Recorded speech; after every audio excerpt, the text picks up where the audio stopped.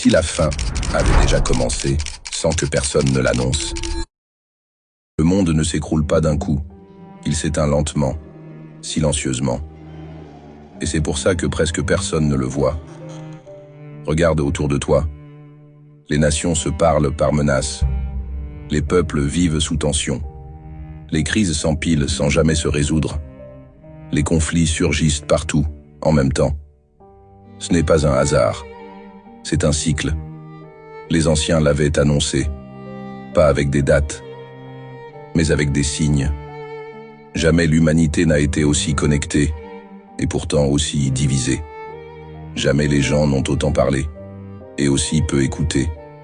Jamais on a autant consommé, et aussi peu compris le sens de la vie. Pourquoi? Parce que la distraction est devenue une arme. Les écrans, les lives, les polémiques sans fin, les guerres verbales sur les réseaux. Tout est fait pour saturer l'esprit.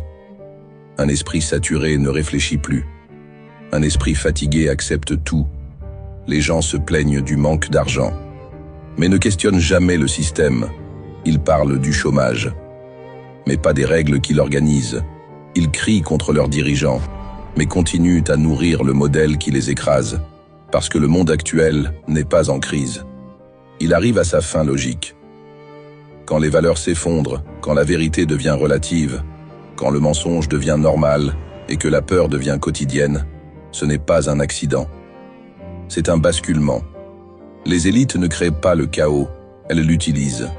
Elles savent que dans la confusion, les peuples cherchent un sauveur, une solution rapide, un ordre nouveau. Et c'est là que l'histoire accélère. Regarde cette génération, épuisée, anxieuse, en colère sans savoir contre qui. Beaucoup sentent que quelque chose ne va pas, mais n'arrivent pas à le nommer, parce qu'on leur a appris à ressentir, mais jamais à comprendre. La fin du monde actuel n'est pas la fin de la Terre.